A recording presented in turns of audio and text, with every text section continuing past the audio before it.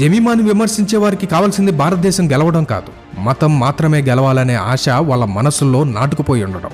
ఈ అజ్ఞానులకు కనబడిన విషయం, జెమీమా ఆడిన మ్యాచ్ క్రైస్తవ ప్లేయర్స్ ఉన్న టీం మీదే ఆమె పోరాడింది, క్రైస్తవ దేశం మీదే.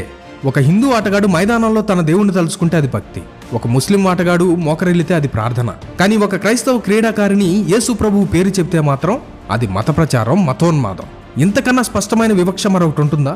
ఆమె చేతిలో పట్టుకుంది బ్యాట్, జెర్సీపై ఉంది మన దేశ జెండా. ఆమె ఆడింది మన దేశం కోసం, గెలిపించింది మన దేశాన్ని. ఆమె చిందించిన చెమట, ఆమె కష్టపడిన కష్టం ఈ దేశానికే అంకితం. ఆమె విశ్వాసం ఆమె వ్యక్తిగతం, అది ఆమెకు బలాన్నిచ్చే ఆయుధం. ఒక క్రీడాకారిని మతాన్ని చూసి ఆమె దేశభక్తిని నిర్ణయించే స్థాయికి మనం దిగజారిపోతున్నాం. జెమీమా ఎదుర్కొంటున్న పరిస్థితి, ఒక పక్క ఆమె దేశం తరపున పోరాటం చేస్తుంటే దేశం ఆమె మీదకి పోరాటానికి దిగుతుంది. అయినా కానీ ఆమె నమ్మిన దేవుడు ఆమె పక్షాన యుద్ధం చేస్తాడు. దేవుని వాక్యం చెప్తుంది, నన్ను గనపరచు వారిని నేను గనపరచుదును.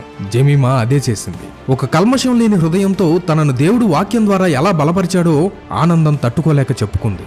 క్రికెట్ పోరాటంలో తన యుద్ధాన్ని గెలిపించిన దేవుడు ఈ యుద్ధాన్ని కూడా గెలిపిస్తాడు. అయితే ఇది మనకి కొత్తేం కాదండి. దేవుని బిడ్డలకు ఈ లోకంలో పోరాటం, నిందలు, అవమానాలు తప్పవు. లోకం తన వారిని ప్రేమిస్తుంది, కానీ దేవునికి చెందిన వారిని ద్వేషిస్తుంది. ఇది నిన్న మొన్నటి మాట కాదు, యుగ యుగాల సత్యం.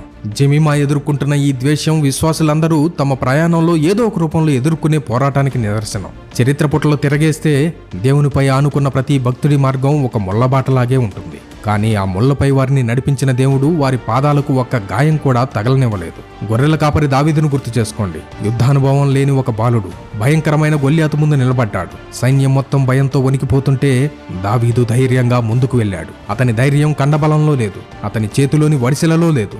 నువ్వు కత్తితో, ఈటెతో నా మీదికి వస్తున్నావు, కానీ నేను ఇశ్రాయేలీల సైన్యములకు అధిపతియగు యెహోవా నామంలో నీ మీదికి వస్తున్నాను అని గర్జించాడు. అక్కడ యుద్ధం చేసింది దావీదు కాదు, దావీదు పక్షాన నిలబడిన సర్వశక్తిమంతుడైన ఆ దేవుడు.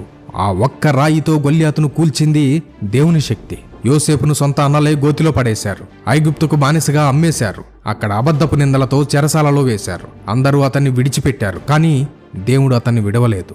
ఏ గోతిలో పడేశారో, ఏ చెరసాలలో బంధించారో అక్కడి నుంచే ఆయన లేవనెత్తి ఒక దేశానికి అధిపతిని చేశాడు. ఇప్పుడు క్రైస్తవులు ఎదుర్కొంటున్న ప్రతి నిందా, అవమానం ఒకరోజు మన దేవుడెవరో చూపించబోతుంది. ఈ లోకం మనకంటే ముందు మన ప్రభువును ద్వేషించింది, హింసించింది. ఆయనను గనపరుస్తూ వెంబడిస్తున్న మనల్ని కూడా ఈ లోకం వదిలేసే రకం కాదు. రాజ్యాలను, రాజులను మన మీదకు లేపుతుంది. అయినా కానీ మనకొక దేవుడున్నాడు. తన ప్రజల్ని కష్టపెడుతున్న ఫరో లాంటి రాజులనే గడగడలాడించిన దేవుడు. ఆ దేవుడు నిన్నటికి మాత్రమే పరిమితం కాదు. ఆయన నేటికి మారనివాడుగా, నిన్న నేడు నిరంతరము ఏకరీతిగా ఉన్నవాడుగా మన మధ్య సజీవుడై ఉన్నాడు.